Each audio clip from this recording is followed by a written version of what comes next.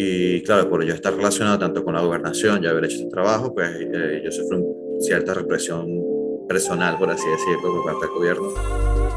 Y bueno, fue bastante traumante. Yo incluso, la primera experiencia fue una de las más fuertes, creo yo, que fue, de hecho, creo que después de las elecciones, que ya pues, prácticamente todo el mundo sabe que se les había robado el oficialismo.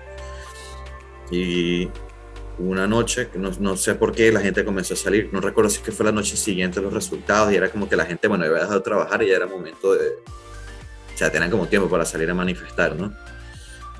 Y a mí me impresionó mucho porque, no, de hecho, nosotros vivíamos en una ciudad que queda dentro del área metropolitana de Maracaibo, pero es como otra ciudad en sí, aparte. Y esa sí estaba controlada por el oficialismo. Y entonces yo recuerdo que salimos y bueno, yo salí con mi cámara a documentar, ¿no? La manifestación y todo esto. Bienvenidos a una edición más de Perspectivas. En esta ocasión estoy con Alejandro Butrón. Él actualmente está radicando en Estados Unidos, en la ciudad de Orlando, si no me equivoco, Alejandro, si no ahorita me corriges, y está trabajando en una empresa que se llama Builderall.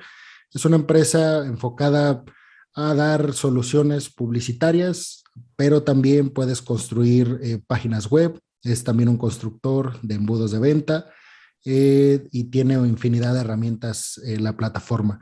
Él es venezolano y ya tiene algunos años radicando en Estados Unidos. ¿Cómo estás, Alejandro? Muy bien, Alejandro, ¿y tú? Muy bien, gracias. Gracias. Pues gracias a ti por estar aquí, por tu tiempo.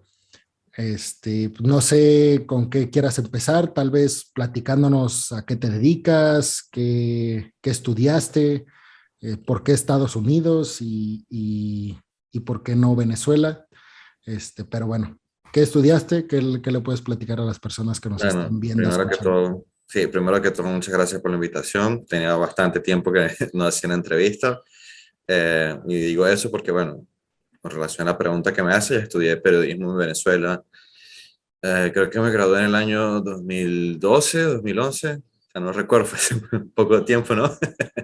Entonces, pues sí, estudié periodismo allá en la ciudad de Maracaibo, ¿Cuántos en la años ciudad, tienes? 31 actualmente. Ok. Sí.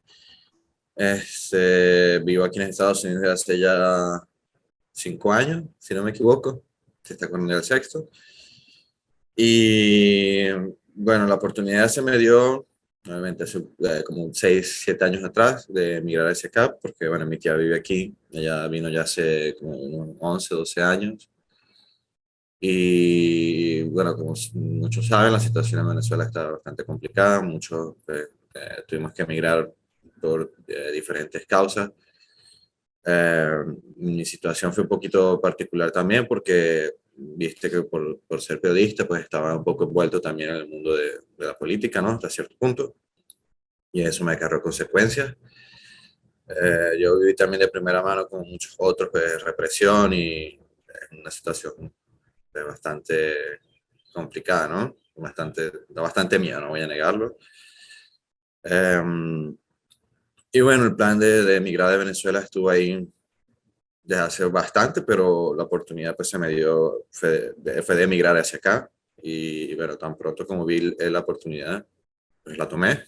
Eh, Estaba también entre otras opciones ir a Argentina, ir a Chile, pero claro, lo que le dijeron a Estados Unidos, pues de una vez pensé, sí, creo que para allá es mucho mejor. Porque como una vez escuché por ahí, es mejor estar como que sufriendo, entre comillas, ¿no? En un país de primer mundo que en uno de tercero. Entonces, sí, vamos a, vamos a asumir el reto y pues nada, y se pase por todo el proceso del visado y para eventualmente comenzar el proceso de asilo político aquí en Estados Unidos. Sobre eso también hay pues, algunas historias, ¿no? Bastante peculiares. ¿Cómo, cómo es lo que te iba a preguntar? ¿Cómo accedes a ese permiso? ¿Tiene que ver con la nacionalidad, con los problemas que estás pasando en tu país? ¿Cómo aplicas a ese tipo pues, de privilegios en Estados Unidos? Bueno, primero voy a echar un cuento sobre la visa, porque ya que estamos en esa temática de conversar y todo eso, ¿no? Eh, Tengo como un chiste así medio interno, sea, conmigo mismo, ¿no? Que si no es difícil, no es conmigo. Entonces, pues a lo largo de la vida, pues siempre me ha tocado, pues, asumir retos o circunstancias que a veces son un poco complicadas, ¿no? Entonces, para empezar, bueno, yo nací en un pueblo relativamente pequeño, pues, por tanto mi familia, especialmente mi mamá, es muy de un poco lenta, vamos a decirlo así, ¿no? Para hacer ciertas cosas. Entonces, cuando estábamos en el proceso de visado, pues primero ella pues quería tirar la toalla, ¿no? Porque a veces faltaban que unos papeles, una cuestión así, y el proceso se hacía en otra ciudad, en la capital, en Caracas. Entonces, fue primero el reto de tener que yo jalar a mi madre para que fuera, para tipo llevarla, ¿no? Por todo eso. Y pues casualmente, como ya yo tenía 25 años en ese momento, eh, a mí me tocaba solicitar el visado pues como un individuo, no como familia, o sea, como si yo fuera otra familia. Entonces, pues me dividieron, yo igual con mi esposo ya en ese momento, pero ya la colocaron dentro de mi grupo de familia, ¿no? O sea, con mi mamá, mi hermana y su esposo, ¿no? Ahí, eh, pues por cosas de la vida, abren una taquilla para mí solo, para pasarme a mí, porque no sé, no había ni cola, pero decidieron pasarme a mí solo con otro oficial. Y bueno, y me preguntas, ah, pero tú o sea, vas con quién, ¿no? Entonces yo le explico toda la situación que me vivieron y ahí le piden a mi esposa que venga conmigo porque éramos como otra familia aparte, ¿no? Bueno, y casualidad, a mi mamá y a mi hermana y a su esposo le negaron la visa y a mí, como con mi esposa, sí nos los aprobaron, ¿no? Pero esta visa era de turista, El como de turista, turista. sí es. Ok. Eso es lo primero que tenés que sacar. El primer paso era ese, sacar la visa de turista. A mí sí me pareció raro porque dentro del proceso siempre te piden las huellas, ¿no? Y a mi esposa nunca le pidieron las huellas. Ya yéndonos de la embajada, pues yo le digo, no, vamos a preguntar porque me parece muy raro, no vaya a ser que después nos dé algún problema. Total, nos hicieron subir todo otra vez, pasar por todo el protocolo y una vez allá dijeron, no, esto nunca le pasa a nadie, pero bueno, aparentemente la otra oficial del otro lado había colocado las huellas de mi hermana como si fueran las de mi esposa. Entonces ahí como que supuestamente borraron la información y lo colocaron y todo, ¿no? Y se arregló, pero la gente como está un poco apenada porque eso nunca pasaba. Entonces son el tipo de cosas que siempre me pasan a mí. Por suerte yo soy pendiente, ¿no? Ajá.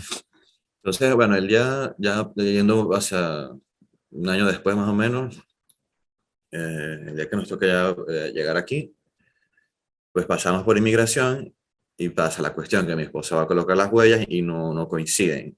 Y entonces imagínate, ya habíamos pasado todo el proceso del visado y todo, estábamos a punto de entrar y estaba Viajaron en avión y ya estaban en ¿qué ciudad? ¿Por qué ciudad entraron? Miami. Miami. Ok. Estamos en migración ya, entonces imagínate, hemos hecho tanto como dicen a veces, tanto nadar para morir ahogado en la orilla, ¿no?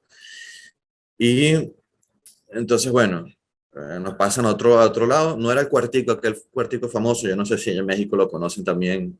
Un cuartico que cuando pasas por inmigración, no, venga para acá y allá lo tienen unas horas y le preguntan cosas para ver si se va a quedar. Y no era eso, era una cosa un poco más abierta. Entonces ahí pasa otro oficial y le pregunta a mi esposo, pues cuál era la situación. Y sabes que uno siempre tiene que tener mucha calma, ¿no? Estar muy seguro de lo que va a decir, mucho al punto. Y claro, ya no tenía mucha experiencia en eso, pero lo hizo bastante bien y le explicó y con todo eso que fue en inglés todo también, ¿no? O sea, nosotros ya veníamos sabiendo inglés, pero no es lo mismo saber inglés en Venezuela que ya tenerlo como diario. Eh, bueno, el oficial entendió, me pareció raro, de repente, no sé si es algo común, pero se hizo entender en pocas palabras y bueno, pasamos, ¿no? Entonces la primera fase, bueno, completada, ya estamos aquí dentro, legales, todo lo demás. A la parte del asilo, pues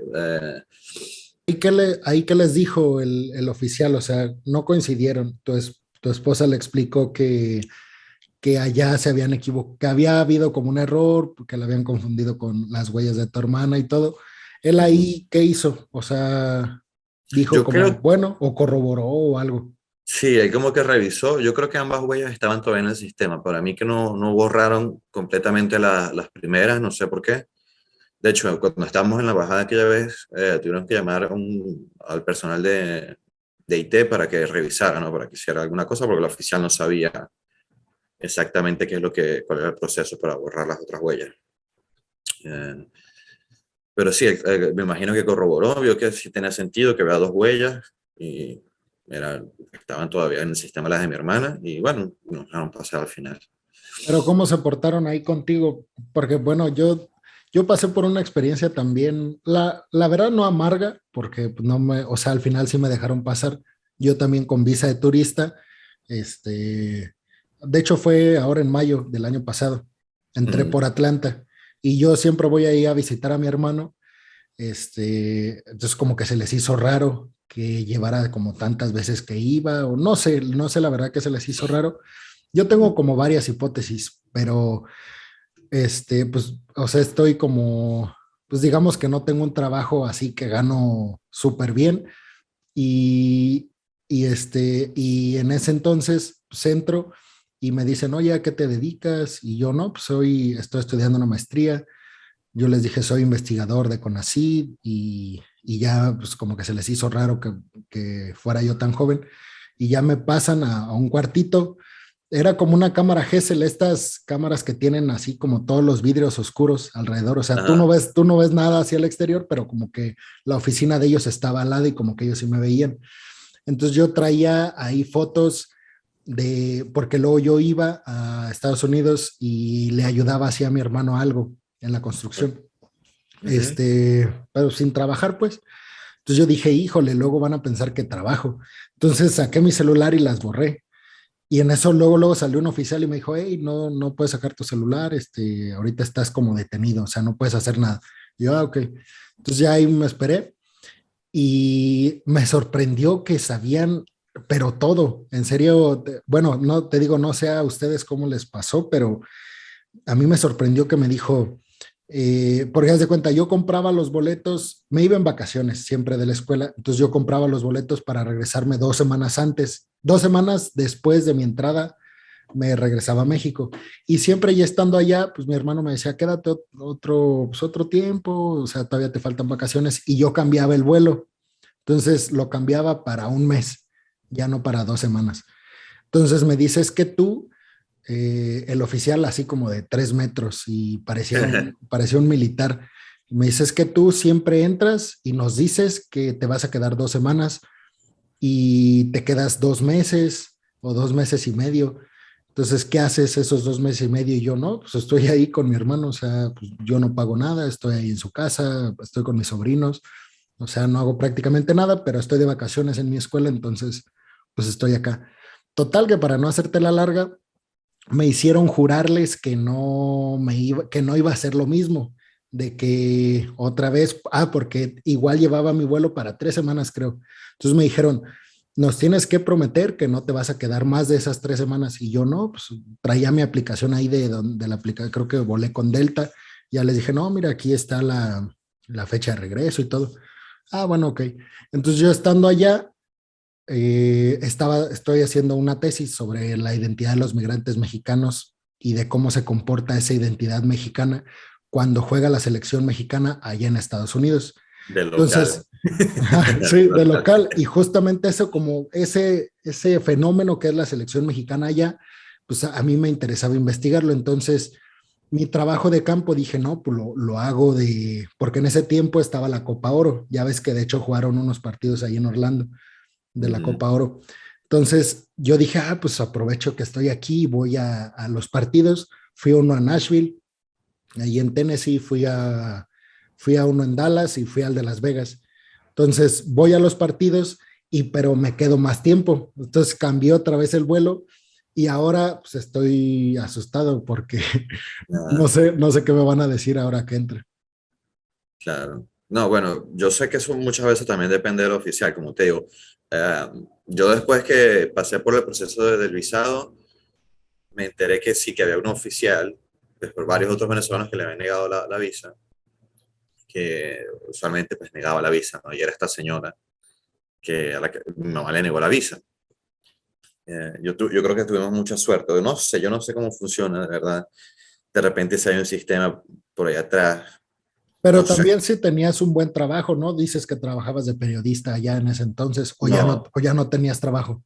No, de periodista no trabajaba. Yo de periodista trabajé muy poco, la verdad. Ok. Ya, todo el asunto de la represión y todo esto. Ah, ok, ok. Sí, Entonces, ¿ahí qué porque trabajo tenías cuando fuiste a pedir? ya era técnico, era IT, pues. Ujú. O sea, arreglaba computadora, instalaba cámaras de seguridad, hacía cableado estructurado de redes de computación, toda esta parte pues, de tecnología, ya estaba con eso. Ok. Sí, porque, o sea, para hablarte un poquito de esa parte de mi experiencia periodística, eh, O si quieres, hubo- si quieres, termíname de platicar de, porque te estoy interrumpiendo no, del no, es que proceso. creo que también esa parte se enlaza un poco con la parte del asilo eventualmente, ¿no? Ok. Entonces, sí, sí está interesante pues, hacer la pausa para conversar eso ahí. Um, sabes que en una universidad para graduarse tiene que hacer una tesis, ¿no? No sé, en México me imagino que es el mismo nombre, ¿cierto? Como, o Un sea, trabajo, sí, sí, un una trabajo tesis, final. pero también hay como ya más opciones. Antes sí era nada más tesis, pero ya ahorita haces un examen como de conocimientos generales y Ah, ok. puedes hacer un diplomado o una maestría y ya con esa te titulas de la licenciatura. Ya, ya Ah, hay como ok. varias opciones, pero sí, se llama igual la tesis, el proyecto de Ah, investigación, pues. sí, por lo menos en Venezuela sí, o sea, todavía está esta modalidad de la tesis. Entonces, pues sabes que la carrera como tal es comunicación social, por lo menos en Venezuela, la que yo estudié, y entonces tienes como las menciones, ¿no? Podría ser comunicación social, mención audiovisual o publicidad y mercadeo o periodismo. Entonces, a mí también pues, siempre me llamó mucho la atención la psicología, entre otras cosas. Y una vez recuerdo que estaba una serie que se llamaba Lie to Me en Fox, me parece, hace muchos años, que era sobre un investigador de crímenes, o sea, era tipo un policía, y lo que él hacía era que analizaba los gestos de las personas. Entonces me llamó la atención la, toda esa cuestión y comencé a investigar de eso. Entonces, eh, básicamente lo que se plantea es que la comunicación verbal, de hecho, representa un 15-20%, la comunicación gestual alrededor del 50%, y hay otro, vamos a decir 25-20%, ya me perdí con los números y todo, pero sí, es como 50% es esta comunicación gestual, un poco es la verbal y otro poco es como la entonación de las palabras. Ok. Entonces, dije nada, estudio comunicación social y esto es comunicación no verbal, entra de lo que es comunicación. Entonces, es una cosa que me llama mucho la atención. Como desde el sexto semestre yo sabía que ese iba a ser mi trabajo de tesis. La cosa es cómo lo iba a plantear, ¿no? Porque primero tenía que buscar un profesor que estuviera como dentro del comité de investigación, porque iba a ser mucho más fácil con él que él explicar a las demás personas cuál era mi proyecto. Pero claro, tenía que primero convencer a esa persona. Y con todo y que hoy me ves pues, como con esta facha medio aseado, no sé qué, en esa época pues, el universitario tenía el pelo largo, era mucho más desaliñado, por así decirlo. Más revolucionario. No, no, no, nada, vaya, no. Pero sí usaba el pelo largo, o sea, era otra cuestión, ¿no? Más muchacho. Entonces, claro, el profesor sí ya era un adulto, un hombre formado, periodista, aquellos que tú lo ves y te imponen como respeto, ¿no? Viste que hay estos periodistas que son ya curtidos y de hecho él daba la cátedra de periodismo de opinión, que es una que y a mí me gustó mucho, de hecho, porque viste que para tener una opinión no tiene que saber mucho realmente, no es una cosa que se forma en 5 minutos. Hay un trabajo de investigación detrás que uno debería hacer antes de formarse una opinión, de hacer una comparativa, hacer un montón de procesos, ¿no? Entonces, este señor es muy serio. Entonces, bueno, yo llegué y le propuse la cuestión y al final le gustó el proyecto y lo convencí. Y bueno, ahí comenzamos a trabajar y desarrollamos una metodología para lo que queremos hacer, que al final se terminó transformando en un análisis del discurso no verbal de Capriles y Chávez, que esos eran los candidatos presidenciales para las elecciones en 2012. Eh, obviamente, destruía a Chávez. O sea, mentiroso, o sea, manipulador, tenía todo en su discurso. Había varios gestos que indicaban todas estas tendencias. Y bueno, por ser este tipo de análisis no era muy común en Venezuela y de hecho me costó también encontrar antecedentes, porque para tu trabajo necesitas más antecedentes, ¿no? Y el único otro trabajo era un trabajo de grado en psicología, pero era que se había hecho en Caracas. O sea, en total en Venezuela solamente había dos trabajos de ese tipo de investigación, ¿no? Y uno enfocado a política o análisis del discurso de esa forma. El mío es el único, creo que hasta ahora incluso. Y en qué autores te basabas como para hacer tu análisis? Si te digo la verdad, ahora mismo no recuerdo por nombres, pero tenía muchos libros. Yo me leí Me muchos imagino libros. que Joe Van Dyke, Roland Barthes, ¿no? No recuerdo ahorita por nombre. Digo sinceramente, soy muy malo para acordarme de los nombres. Una falla mía de verdad. Pero No, hacías como un análisis semiótico y sí, o todo sea, lo que todo. tenía que ver pues con la comunicación no verbal. Sí, o sea, fueron varios libros, o sea, varios fines de semana que yo me quedaba encerrado porque yo te digo, yo me apasiono mucho cuando me gusta un tema. Entonces, hasta que yo no sienta que he dominado hasta cierto nivel ese tema, no lo suelto. O sea, literalmente todo el día me la paso pensando en eso. Entonces, eh, de repente después te voy a buscar la biografía, si no estoy muy un poco ocupado, ¿no? De estos autores. Pero o sea, de entre varios libros, pues fui generando como una lista de los, porque ellos generalmente también hacían eso, o sea, generar una lista de los gestos y el significado posible.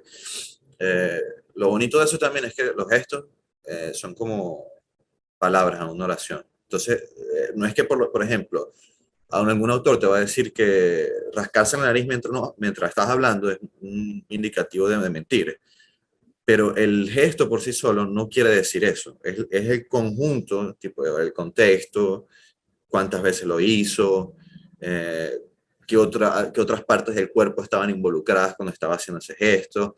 Entonces son una cuestión de palabras, por así decirlo, que forman una oración y ahí tienes un análisis de lo que puede ser que en realidad él quiere expresar. Okay. Entonces, sí, es un tema muy bueno. Pues por cosas de la vida lo terminé dejando porque, bueno, empecé a trabajar en otras cosas, ¿no? Y no había mucho campo, de hecho, en Venezuela para explotar eso.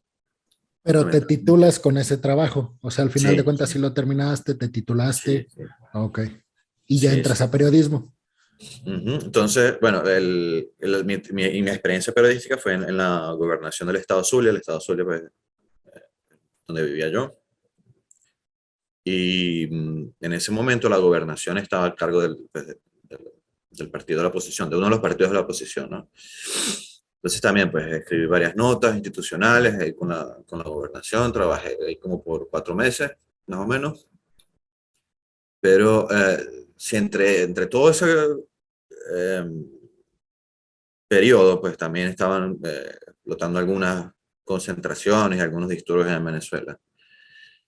Y claro, por yo estar relacionado tanto con la gobernación y haber hecho ese trabajo, pues yo sufrí cierta represión personal, por así decirlo, por parte del gobierno. Y bueno, fue bastante traumante. Yo incluso, la primera experiencia fue una de las más fuertes, creo yo, que eh, fue, de hecho, creo que después de las elecciones, que ya pues, prácticamente todo el mundo sabe que se les había robado el oficialismo. Y una noche, que no sé por qué, la gente comenzó a salir. No recuerdo si es que fue la noche siguiente los resultados y era como que la gente, bueno, había dejado de trabajar y ya era momento de, o sea, tenían como tiempo para salir a manifestar, ¿no? Y a mí me impresionó mucho porque, no, de hecho, nosotros vivíamos en una ciudad que queda dentro del área metropolitana de Maracaibo, pero es como otra ciudad en sí, o sea, aparte. Y esa sí estaba controlada por el oficialismo. Y entonces yo recuerdo que salimos y bueno, yo salí con mi cámara a documentar, ¿no? La manifestación y todo esto. Y me impresionó mucho cuando vi las camionetas, las pick-up, las de batea, ¿sabes? Viniendo, que eran con logos todo de la policía de esa ciudad, con los policías, y atrás iba la gente encapuchada con pistola, ¿sabes? Bueno, con pistola y rifle, ¿no? Y a mí me causó mucha impresión, o sea, imagínate literalmente, ves la policía que supone que son los que tienen que protegerte con las fuerzas de choque de una vez, o sea, todos juntos. Eh, Disparando, o sea, de una vez al aire para dispersar a la gente. Se van varias personas esa noche, igual. Eh, esa noche a mí por suerte no me agarraron, porque yo era de los pocos que estaba con cámara, ¿no? De hecho, yo Aquí ya estaba Chávez en el poder. sí, sí, ya tenía años ahí. Ok. Sí, sí, ¿verdad? Sí, sí, sí, cierto. ¿Cuándo llegó él al poder? ¿En qué año? Él ganó las elecciones en el 98 y asumió en el 99, Y ya no la soltó. Bueno, ya hasta no que las murió. ha, y ya no las ha soltado, como quien dice, ¿no? Porque Sí, aunque no, no está como un soltaron. está como un fantasma ahí detrás de Maduro. Sí. Entonces, bueno, por ese incidente y algunos otros que, como te digo, o sea, de, un poco más graves después, ¿no? Pues bueno, decidimos emigrar, como te digo, y eso pues sienta las bases para el caso del asilo político. ¿En qué consiste eso? Bueno, el asilo político dice que si tú eres perseguido, pues ya sea por tu raza, bueno, de raza no sé si es el término adecuado, pero vamos a llamarlo así porque creo que es así todavía que está en la ley, sexo, sexualidad, religión o creencias políticas, pues tú puedes aplicar, ¿no? Hay ciertos países que caben dentro de esta categoría, especialmente por la situación política tan turbulenta que viven. Entre ellos están ciertos países de Centroamérica, que no los recuerdo todos ahora de memoria. Haití también, no, Haití está por otro proceso, disculpa, que lo confundí, porque ahora hay otro proceso nuevo también para los venezolanos, que lo voy a explicar un poquito ahí adelante. Y bueno, obviamente está Venezuela dentro de esos países. Creo que el último que entró, que se pueda, que aplicaba era Myanmar, antigua Birmania, por la situación de la dictadura que Ujú. comenzó allá. Nicaragua, ¿no? También. Creo que Nicaragua está también, sí. Sí, sí, sí. Bueno, y hay otros países así de Centroamérica también que pueden aplicar. En ese sentido, pues tú armas tu caso, explicas que tú eres un perseguido por tus creencias y, bueno, entras en un proceso que es bastante demorado, por lo menos en mi caso, como te digo, yo aquí lo envié mi caso, pues en los primeros, creo yo que fueron 4 meses que estuve aquí, si no menos. Eh, y la lista de espera ya en ese tiempo era como de 7 años, 8 años, y ahorita va como por 10 13 años. Y pues bueno, también depende mucho del oficial, ¿no? Y eso, te digo, el proceso es para que te entrevistes solamente, no es para que te aprueben. Una vez en la entrevista, pues tienes la opción de eh, pues, ser aprobado inmediatamente, ya quedas con tu asilo, y, o, perdón, que seas negado, entonces te pasan a corte, y ya la lista de espera para la corte pueden ser otros 10 13 años, 15 años, no, no se sabe, pues. Y más ahora con la demora de la pandemia, ¿no? Que también retrasó un par de años de repente todo el proceso. Y entonces, ok, ya haces bueno, para no salirnos del tema de Venezuela, ¿tú directamente sufriste alguna agresión? Sí, Sí, ¿nos sí. puedes platicar un poquito de eso? Pasa que es un poquito traumante. O sea, para ponerlo así en pocas palabras, pues una de esas protestas pues, me agarraron, me amordazaron, golpearon bastante fuerte y me dejaron prácticamente morir en una zona un poquito más afuera de la ciudad, ¿no? O sea, fue una cosa bastante traumante, una cosa, o sea, me cuesta hablar un poco de eso porque pues, son cosas que a veces no te dejan dormir en la noche, ¿no? Entonces, pues sí, fue bastante rudo, ¿no? Por así decirlo. ¿Y tú viviste o sea, esta transformación que sufrió Venezuela, si es tan grave como nos la platican los medios occidentales? O porque siempre hay personas que no tanto que defiendan al gobierno venezolano, pero siempre dicen es que está exagerado las cosas que se dicen de Venezuela. No sé, pues, que están muy mal, que hay mucha represión, que no hay libertad de expresión, que no hay democracia. Hay personas que dicen que está exagerado. No, Tú, yo creo tú, que lo que está exagerado más bien es lo que no sale de allá. Porque allá pasa no solamente que pues, está la censura, está también la autocensura muchas veces. O sea, yo por lo menos tuve que cambiar de profesión por eso también. O sea, yo no quería hablar más nada ni saber más nada de eso, del trauma que eso me dejó, ¿no? O sea, de haber tenido todas estas experiencias.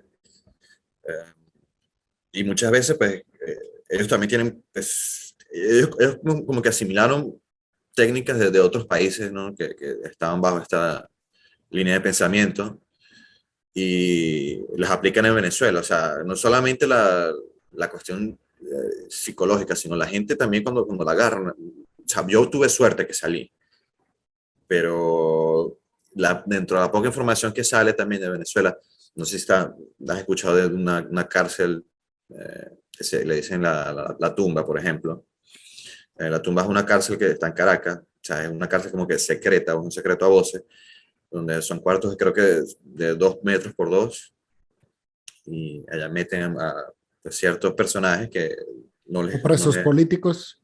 sí, presos políticos, básicamente, va a poner lo más sencillo posible.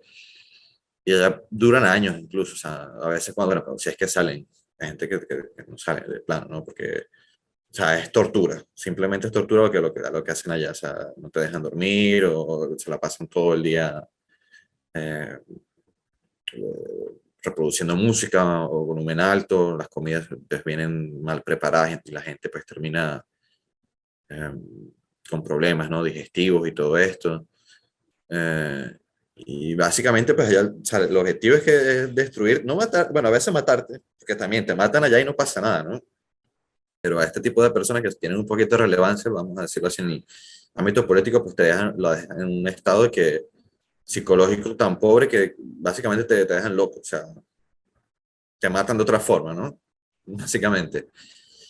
Eh, Toda la gente, allá no se reporta cuánta gente muere ya desde hace muchos, muchos años, o sea, crímenes, ni en crímenes violentos, ni en los hospitales, ni por desnutrición, o sea, realmente no se sabe cuánta gente ha muerto por causa de toda esta gestión, ¿no? Bajo todo ese, el abanico de posibilidades en las que uno puede morir. Eh, y también como pues, las redes de comunicación y las redes eléctricas son tan pobres, son de tan bajo mantenimiento, pues tampoco mucha información sale, entonces no hay forma de documentar ni saber. Lo último que yo estaba sabiendo es que pues, estaban flexibilizando ya, creo que más que todo el último año, la economía, entonces, porque ya no había otra solución, ¿no? El país de verdad estaba muy mal. Y creo que incluso estaba tan mal al nivel que los jerarcas del chavismo estaban ya sufriendo también un poquito, ¿no? Entonces creo que por eso decidieron como que flexibilizar un poco las restricciones con la parte económica. Bueno, la economía básicamente está dolarizada en este momento, entonces la gente está pues consiguiendo solucionar un poco más su situación, su diario, ¿no? Pero igual, como no hay un mantenimiento de las infraestructuras básicas, ni de agua, ni de luz, ni de nada, pues, entonces, pues es común todavía que duren un mes sin agua, o sea, hay sitios donde si de plano no llega la electricidad. Entonces, Por, porque como que en el tema de hablar de sistemas políticos y de decir, no sé si el socialismo es mejor que el capitalismo, si habría que tener una economía cerrada y no un libre mercado, si habría que tener como un sistema de bienestar, es decir, de tener programas sociales como que ayuden a las personas, seguro médico, una pensión, darles hogar o no. Como que podemos hablar de esto, pero yo creo que, o sea, lo más importante de que tú estés hablando de esto es que tú lo viviste como tal, o sea, a mí no me lo contaron. tú no estás teorizando de cuál sistema político es mejor que otro, pero yo te preguntaría cómo, o sea, ¿tú por qué crees que lo hacen los gobernantes en Venezuela? O sea, ¿por qué crees que lo hicieron? ¿Cuál era el objetivo? Porque, bueno, yo creo que sea en Estados Unidos, sea en Venezuela, sea en México, sea en el país que sea, yo creo que el gobernante que esté en turno, yo creo genuinamente que no piensan en fregarse a la población. O sea, yo creo que no piensan eso. O sea, nadie quiere llegar al cargo para decir, ahora, de aquí en adelante voy a fregar a mi pueblo y voy a hacer que mi país sea el peor del mundo. Yo creo que entran queriendo todo lo contrario, pero pues obviamente hay sistemas que funcionan mejor que otro. ¿Tú cuál crees que sea la razón de por qué se tomaron todas estas medidas? Eso es muy complicado. De hecho, voy a dar una opinión previa a dar este análisis, ¿no? Lo que creo un poco. Mucha gente alrededor del mundo, o sea, no interesa ni siquiera que sean venezolanos o sean extranjeros, la gente siempre tiende a decir, no, el problema de Venezuela es que, y definen el problema como uno solo. Y la verdad es que es mucho más complicado siempre de lo que parece. Eh, eh, a continuación, entonces, me gustaría barajar varias teorías, ¿no?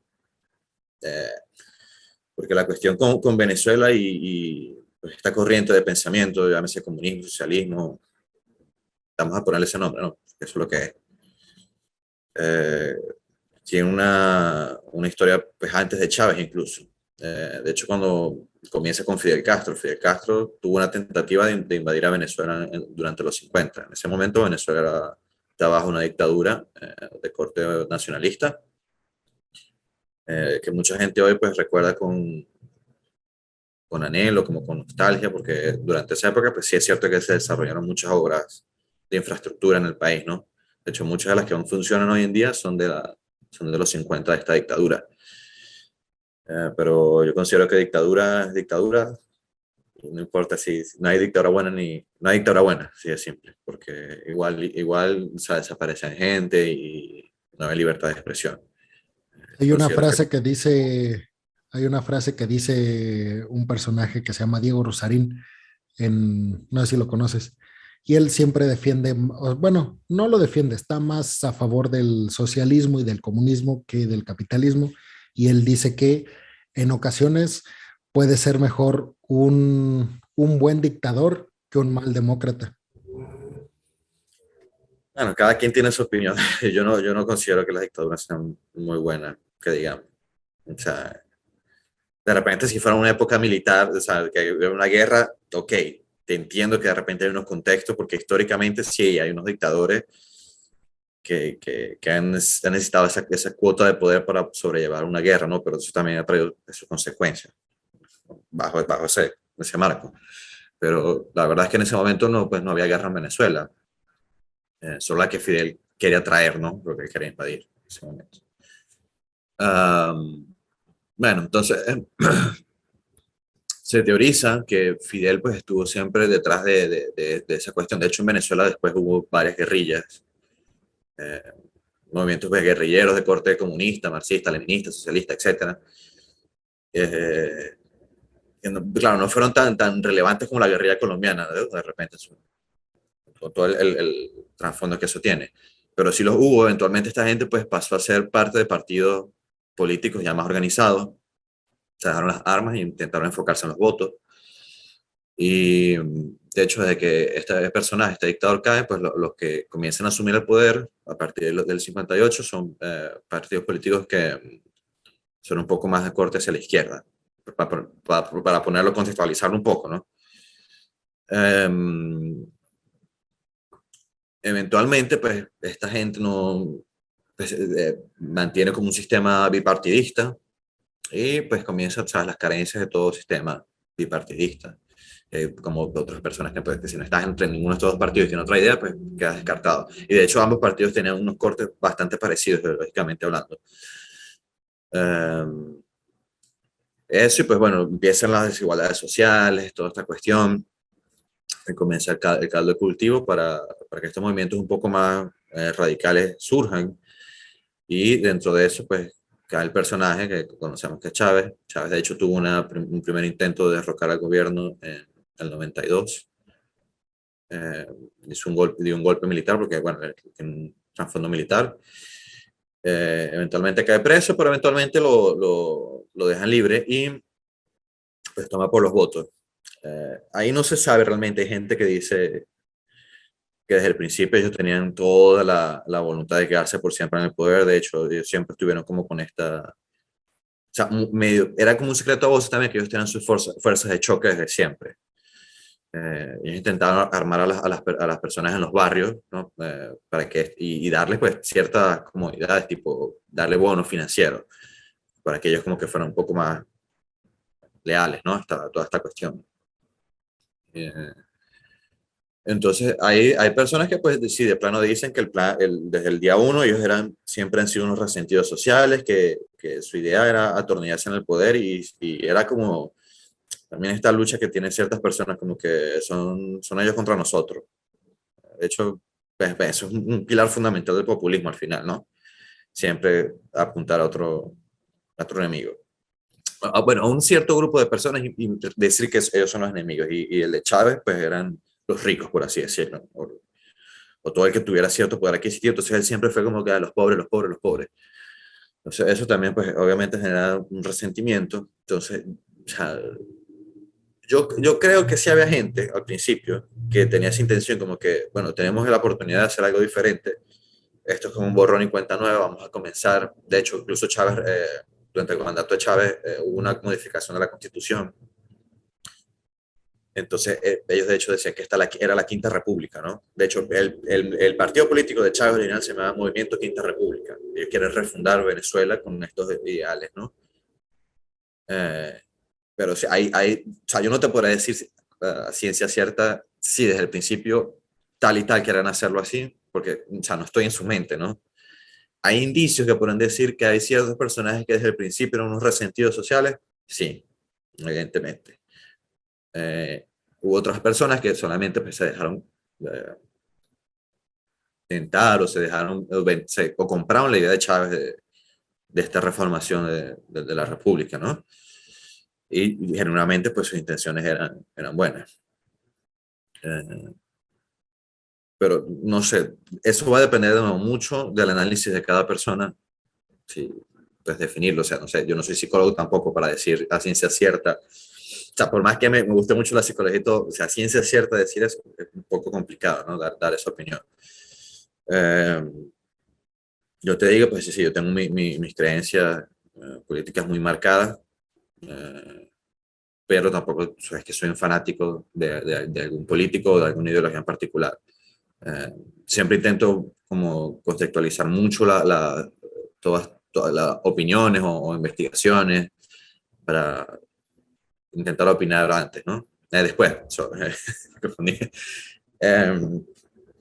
Pero yo creo que, como decían algunos profesores que pues, tuvieron su época de adolescente, que les gustaba más todas estas ideologías, que más de 100 años, pues lamentablemente pues, han fracasado. Pues. Entonces, siempre va a haber alguna persona que diga, no, pero es que esta sí funciona, que China, como ejemplo, o los países nórdicos, pero no. No. Ah, China pero es una China economía capitalista sí, de la peor, porque allá no se respeta absolutamente nada, y los países nórdicos, o los gobiernos de los países nórdicos siempre salieron a desmentir que ya no se maneja ningún tipo de gobierno socialista, ni nada de eso, nada que ver. Eh, y entonces, pues sí, son como unos mitos, ¿no? Ajá, dime. no, te iba a preguntar, ahora ya que tocas como a la esfera internacional, es que también en Venezuela, y al igual que en Cuba y al igual que en todos estos países que intentan implementar el socialismo, porque al final como que nunca se logra, al menos como las bases que tiene el socialismo, pues como que nunca se ha logrado, pero digo, es como el objetivo. Sin embargo, todos ellos siempre manejan la tesis de que no hemos podido porque Estados Unidos no nos permite y porque Estados Unidos interviene en nuestro país y Estados Unidos no le conviene que nosotros seamos potencia porque Estados Unidos quiere tenernos controlados a todos.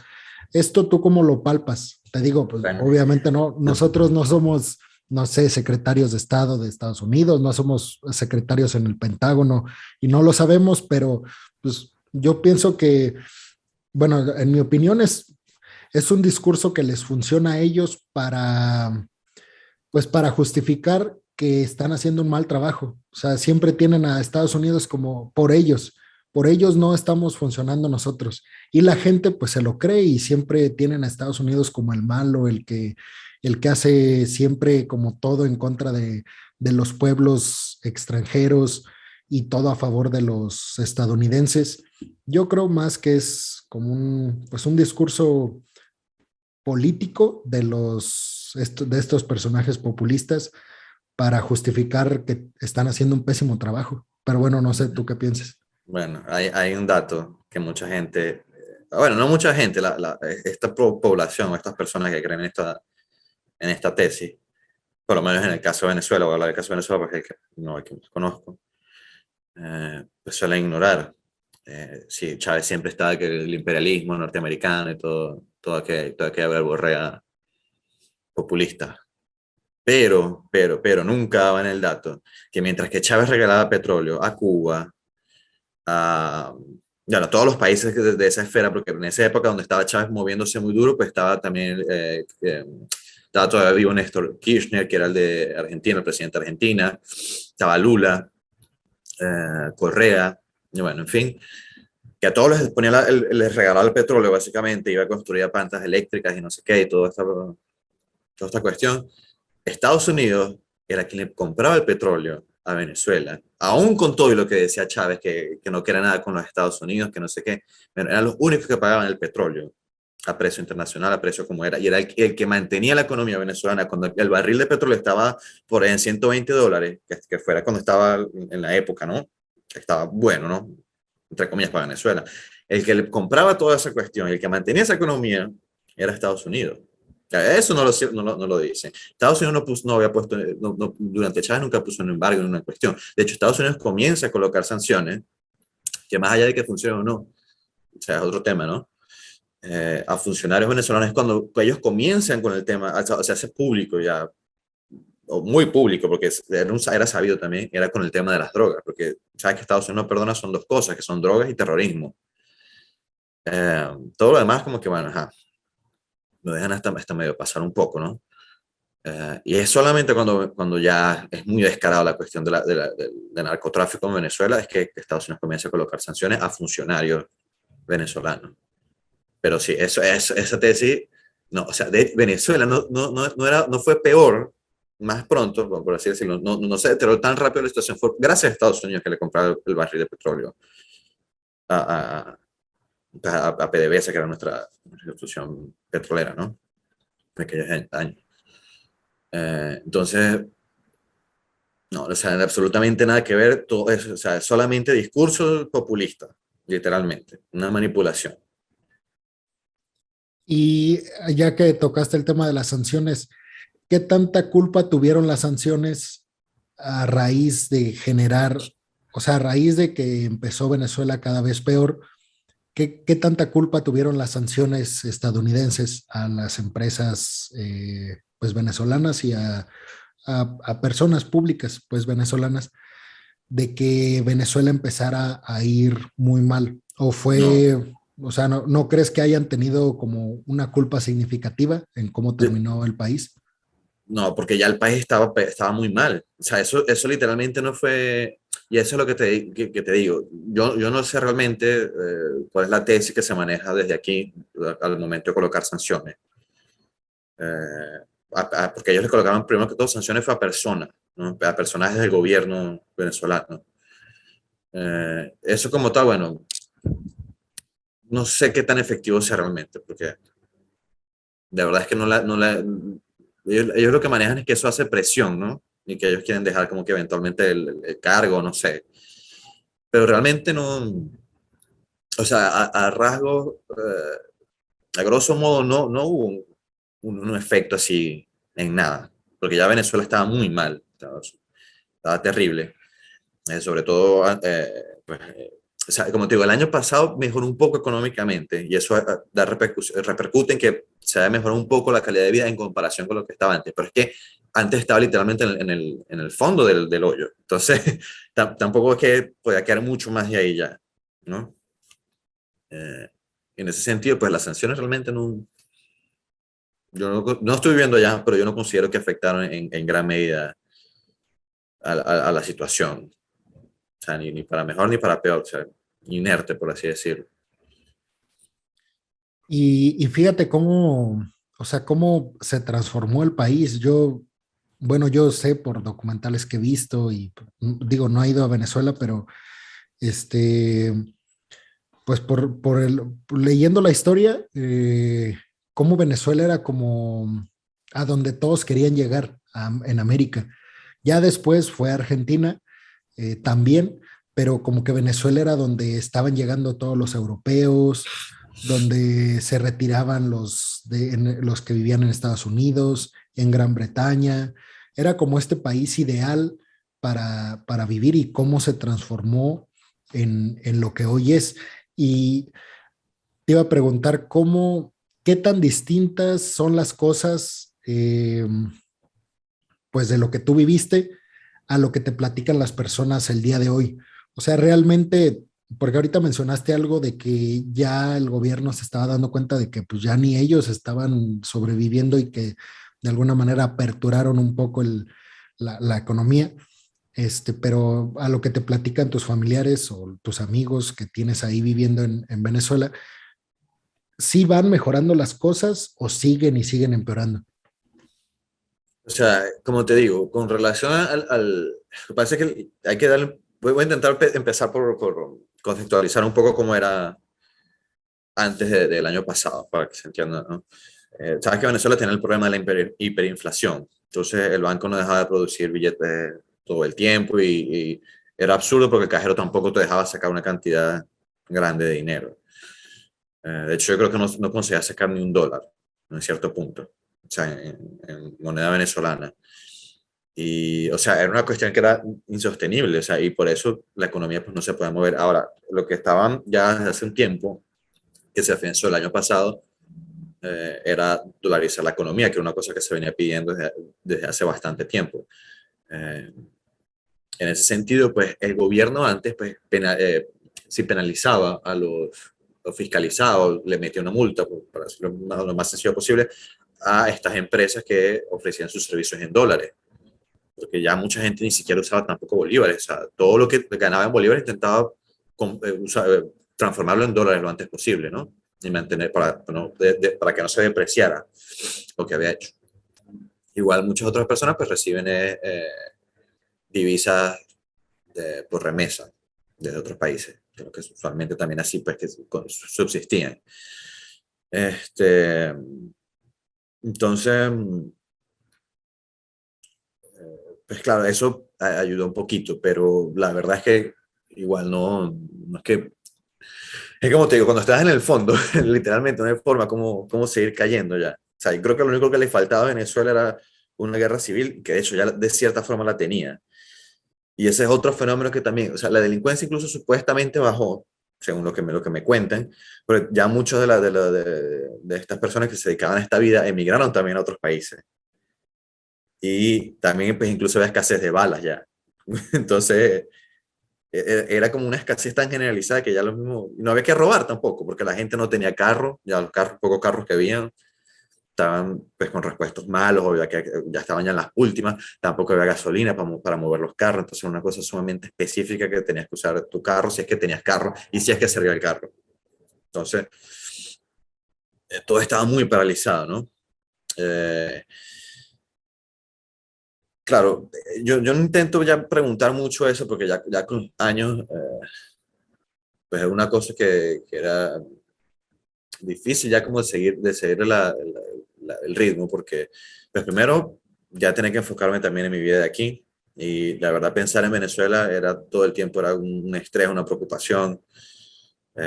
Yo hasta el sol de hoy, como te digo, tengo pesadillas todavía sobre Venezuela. O sea, esas son las pesadillas que tengo yo, de hecho, o sea, estoy allá, literalmente. Entonces, yo intenté pues, hace bastante tiempo despegarme un poco de eso porque una situación muy complicada, ¿no? Ahora, psicológicamente lo consume mucho a uno. Y la gente que vive en Venezuela también entiende eso, ¿no? Y que incluso, ya no viviéndolo, no tiene forma de explicarlo, porque siempre dicen, no, bueno, aquí vamos, aquí estamos, está difícil la situación, pero es una cosa que hay que vivir, literalmente. No, por eso es que de repente mucha gente no entiende y sigue proponiendo modelos socialistas o comunistas, porque no lo vivieron. sea, eso no es una cosa que se puede explicar con palabras, es una cosa que tienes que vivir literalmente para entender el sufrimiento que pasa a las personas cuando esto llega, ¿no? Y pues sí, mis amigos o mi madre que todavía están allá, los pocos amigos que tengo, porque ya muchos se fueron, la mayoría se fue, pues sí, pueden decirme está mal, estamos sin luz, estamos sin agua, pero hasta que tú no vives, eso no tienes pues cómo expresarlo realmente. ¿Crees que, mm, bueno, tienes familiares, o sea, tu mamá y tu hermana siguen en Venezuela o ya están en otro país? Sí, están allá todavía. Y de alguna manera tú los ayudas con lo que tú Sí, puedes. sí, claro, sí, o si no, no pudieran llegar a fin de mes, como quien dice. Ujú. ¿Cuánto cuesta, por ejemplo, no sé, cuánto te cuesta comer algo? Lo que tú, no sé, armarte tu platillo, no sé, tu arroz, tu carne, tu pollo, tus verduras, dos o tres Ya. tortillas o un pedazo de pan, no sé. Sí, la cuestión es que, de nuevo, los datos oficiales son una cosa, que es el salario mínimo allá en Venezuela, que no sé en cuánto está, porque de nuevo, yo al mes o a los 2 meses que me fui, ya la moneda perdió sentido también para mí, por la inflación, ¿no? Entonces lo que yo entendía de moneda, ya al mes, a los 2 meses, ya no era lo mismo. Entonces yo, o sea, perdí totalmente la noción de cuánto es, no en bolívares, o el salario mínimo. Eh, que eso en la teoría está allá porque es como que es parte de la ley, pero en la práctica no tiene nada que ver. Entonces, ves gente por lo menos que trabaja, vamos a decir, de remoto para una compañía extranjera, entonces de repente puede tener un sueldo X. Y una persona que de repente te hace trabajos de artesanía, o sea, te lo va a cobrar por cierto precio, va a ser menos, puede ser un poco más. O sea, es una cosa muy difícil de estandarizar, ¿no? De entender. Pero para hacerse una idea, o sea, digo esto para entender cuánto es que puede ganar un venezolano promedio. Una cosa muy difícil de saber por todo esto.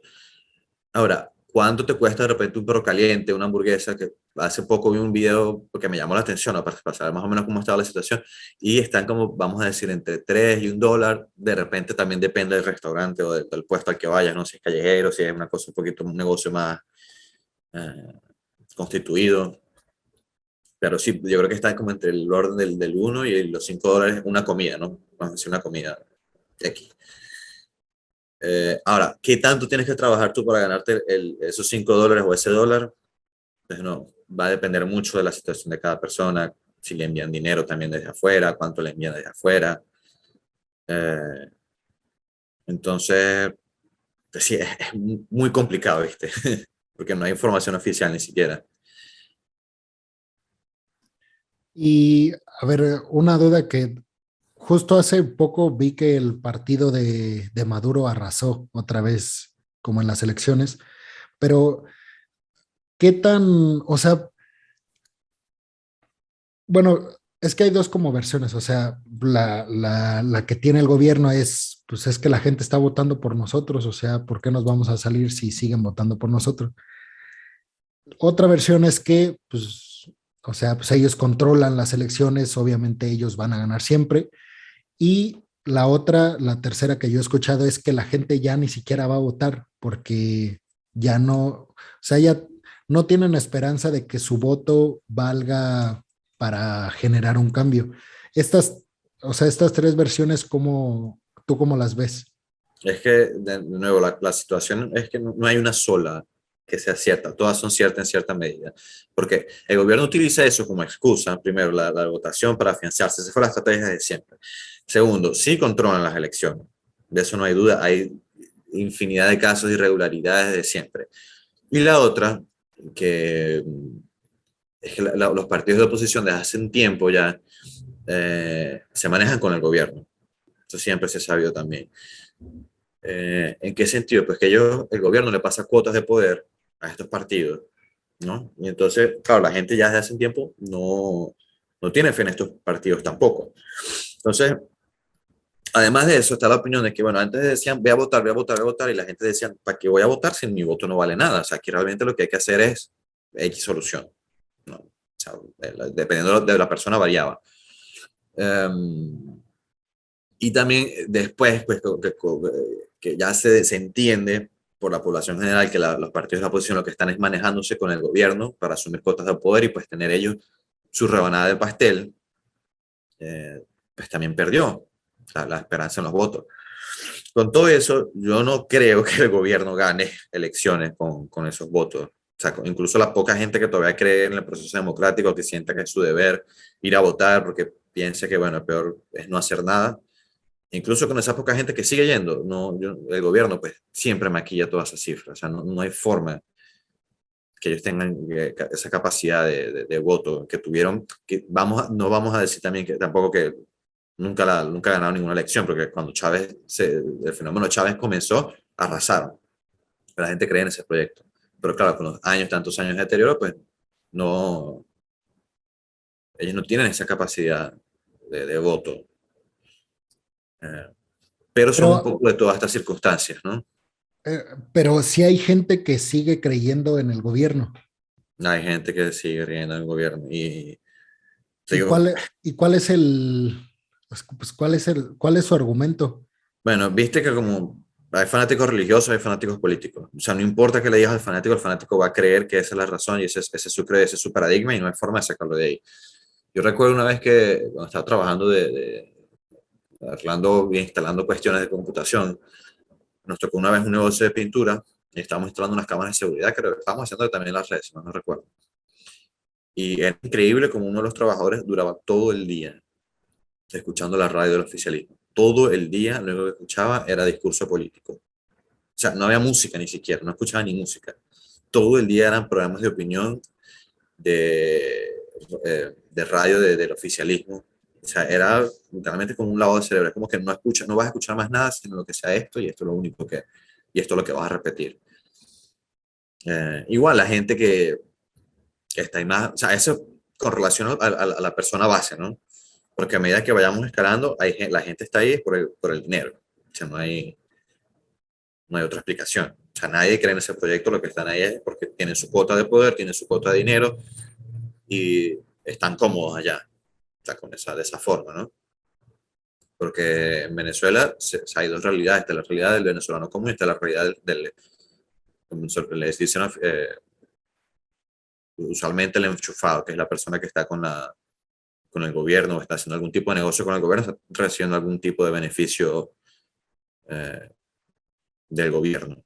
Entonces, estas personas, pues para ellos, como te digo yo, siempre ganaron en dólares, se pueden comprar todas las casas, los carros que quisieran y nunca les hizo falta la comida tampoco porque la traen de aquí, esa es la otra, ¿no? A ellos les encantaba, pues, siempre cuando no esté sancionado, les encantaba venir aquí, sus hijos estudiaban aquí, los productos que usaban en Venezuela los traían de aquí, entonces, de repente eso fue una cosa que no mencioné antes, cuando me hiciste la pregunta aquella de eh, siempre le estaban echando la culpa a Estados Unidos de todos sus males, cuando realmente y eso siempre se supo, que a esos personajes les encanta estar aquí. O les encantaba porque ya muchos están sancionados y no pueden salir, no pueden llegar aquí, ¿no? Sí, hace poquito yo no sabía, pero me enteré que Castro Fidel pues, estudió en Nueva York, su universidad. O sea, Siempre. finalmente qué ironía, ¿no? O sea, finalmente llegan a ser estas personas que, pues de alguna manera, o sea, son brillantes, personas como pues, los que están en este tipo de gobiernos autoritarios, socialistas, pues, o sea, tú puedes estar de acuerdo o no con ellos, pero son personas pues, que son muy inteligentes para tener el control de las masas como lo tienen, y después te das cuenta de que la mayoría, para lograr tener ese conocimiento, ha tenido que recurrir a los países que critican. Entonces, Sí, sí. sí, mucha ironía. La hija de Chávez creo que hasta hace relativamente poco todavía vive en Nueva York, una de las que eran más mediáticas, ¿no? Pero sí, o sea, sea para bien, sea para mal, pues sí, una cosa que de repente hay que reconocerles, ¿no? Que son muy inteligentes, son muy hábiles con las palabras. Chávez, yo sé que él no era, él manejaba, él era inteligente, que él entendía que su lenguaje hacia las masas tenía que ser un lenguaje simple, por así decirlo, con jerga, con toda esta cosa, ¿no? Este picante de cómo se manejan en ese nivel, ¿no?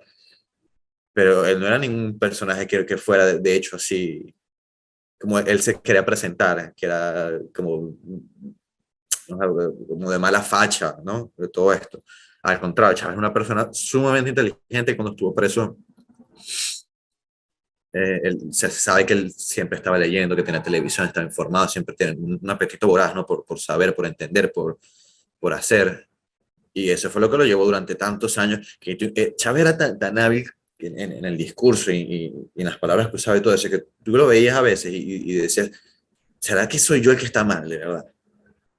Y por esa capacidad que él tenía fue que enamoró tanta gente y hasta el sol de hoy la gente, de hecho, hay gente que hoy día dice que ellos son chavistas no maduristas, pero es lo mismo, es lo mismo, exactamente lo mismo. Eh, Hubo gente que nunca quiso a Chávez y cuando Chávez murió, hubo porque antes de morir dijo él pidió que votaran por Maduro, ¿no? Y hay gente que no le gustaba a Chávez, pero como le dio tanta cosa a Chávez, Chávez está muriendo, o sea, pobrecito, que no sé qué, que luchó por lo que creyó y todo eso, y convenció gente incluso después de muerto, como te digo, con ese último discurso que estaba dando, de que fuera a votar por Maduro. O sea, no te digo que yo lo escuché, no, yo conocí a esa gente. Yo le decía, pero por Dios, ¿cómo es que esta persona que no le gustó Chávez, que está como está por culpa de Chávez, Chávez hizo que le llegó de alguna forma en sus últimos días y hizo que votaran por Maduro, ¿no? O sea, para eso hay que tener de verdad que un entendimiento, un conocimiento bastante amplio, ¿no? Eso no lo hace cualquiera, la verdad. Y este líder político, al fin, ¿qué pasó con él? Porque yo ya le perdí la pista, no sé pues si tú estés informado de él, de Guaidó. O Eh, sea, ¿qué pasó al final con él? Estuvo hasta, se reunió con Trump, Nada, y, no pero pasa nada. ya al final, nada. ¿Dónde está él? ¿Él está en Venezuela? Sí, creo que está en Venezuela. Yo te digo, yo también le perdí la pista mucho incluso me gustaría estar disculpando porque siento que no me preparé para muchas de las cosas que estoy diciendo. Estoy hablando en base a lo que recuerdo.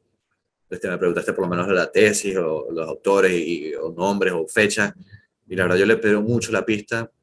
Eh, Me molesta un poco incluso conmigo mismo que no estoy hablando con tanto... Me molesta como periodista, ¿no? Porque se supone que uno debería traer las fuentes para respaldar lo que uno está diciendo, o sea, que no es un invento mío. Pero bueno, No, pero digo, o sea, el valor en ti de lo que tú estás hablando, o sea, yo puedo hablar de Venezuela y puedo decir un montón de cosas, pero y pude haber leído y puedo estar citando, pero si no estuve ahí, de todos modos no es lo mismo. Entonces, o sea, sí, sí, entiendo. ¿quién va a debatirte a ti que tú viviste pues, en primera persona todo lo que pasó en Venezuela? Claro, claro, no, entiendo esa parte también, pero como te digo, por mi mismo trasfondo de periodista de investigador, porque considero que sí, soy un investigador a cierto punto, ¿no? Porque siempre estoy leyendo, siempre estoy buscando algo que aprender. eh, Me hubiera gustado, ¿no? Tener un poquito más de contexto. Y yo también, o sea, sinceramente le perdí la pista a Guaidó, eh, porque, o sea, como te digo, fueron ya muchos años, no solamente con él, sino con la oposición y los otros líderes que hubo antes, que la motivación a seguirlos pues, se pierde, ¿no? Porque todo el tiempo se termina siempre en lo mismo, en una frustración. Entonces, Te convertiste en una de estas personas más de las que ya dice, pues ya, o sea, ya, sí, de nada entonces, sirve que yo intente hacer algo porque, pues, sí, no, yo incluso le decía a la gente, todavía le digo que por lo menos, o sea, yo soy creyente en que la gente debe estar informada con los temas de actualidad, ¿no? O sea, y que no es información de un medio en particular, sino compara con otro medio, con el medio que dice lo contrario. Si es una cuestión, pues, un poco más técnica, vea a los científicos que son las fuentes que tienen realmente el conocimiento, porque pasaron por un proceso que lleva ya bastante tiempo rodando y que ha sido bastante efectivo, como es el método científico. Eh, y lo que decía antes, pues la opinión tiene que formarse en base no a lo que tú crees, sino a los hechos comprobables, corroborables, a la comparación entre A y B y toda esta cuestión. Entonces, yo soy firme creyente que la gente debería estar siempre pues, informándose, ¿no? De esta forma, buscando cómo filtrar también lo que no es real. Eh, pero en el caso de Venezuela, lamentablemente, pues como te digo, ya fueron muchos años de frustración. Mucha gente también, yo creo que yo soy de esa parte que entendió que este tipo de gobiernos pues no presenta una solución a corto ni mediano plazo, sino es una cosa a largo plazo. Está el ejemplo de Cuba, está el ejemplo de Corea del Norte, está incluso el ejemplo de la Unión Soviética, China, entre otros, ¿no? Que se han perdurado en el tiempo y pues nada, no hay forma literalmente de salir de ellos que no sea uh, una, de repente una invasión militar, una cuestión de esta. Y eso no asegura tampoco que vaya a cambiar la mentalidad, ¿no? Porque ya son muchos años, ¿no? Son varias generaciones que están bajo ese sistema corrupto. Entonces no hay una forma tampoco tan fácil de cambiar la mentalidad de todas estas generaciones. Entonces, son como casos perdidos, ¿no? Por llamarlo de alguna forma. Y uno entiende que, pues, disculpe, este atajo rápido, uno entiende que eh, hay otra forma en que de repente tus talentos pueden ser aprovechados de mejor forma que estar enfocándose en aquella cuestión, ¿no? Y bueno, tú a lo que has escuchado de México, te digo, no sé si has leído acerca de cómo está Sí, la situación aquí, que, que pues es difícil, o sea, más yo creo que más por Obrador, pues por la situación de la pandemia, porque pues es difícil para cualquier gobierno en estos tiempos, pero tú a lo que has escuchado, a lo que lees, y tu opinión, ¿qué tanto se asemeja la situación en México con lo que tú viviste en Venezuela? A lo mejor no tienes la experiencia de vivir en México y no puedes como que palpar eso que a lo mejor sentiste en Venezuela, pero en algo que tú conoces bien, que es el discurso, eh, ¿qué similitudes encuentras entre el discurso de Chávez o de Maduro con el de Andrés Manuel? bueno, con el de Maduro no voy a hablar mucho porque es que Maduro no tiene mucho discurso, es muy pobre, ¿no? Voy a comparar más bien de repente con lo que se hizo más que todo durante la parte de Chávez, como el discurso de él. Y pues sí, yo igual tengo pues amigos, conocidos allá que viven en México y pues me cuentan. Y pues sí, yo creo que el fantasma de Venezuela pues recorre toda Latinoamérica, lamentablemente. O sea, como dices tú, de repente no todas las personas que quieren asumir esta corriente ideológica tienen malas intenciones, se ejecutan pobremente usualmente, sí, lamentable, pero es así.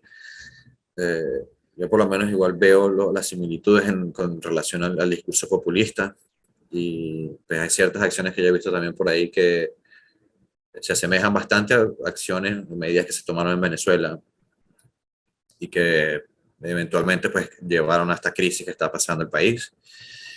Eh, igual están otros casos, o sea, para darle un poquito de referencia y compararlo con otros, pues lo de Argentina, que Argentina, pues, Argentina ya muchas décadas en crisis económica, ¿no? Pero Argentina no termina de llegar a lo que es Venezuela.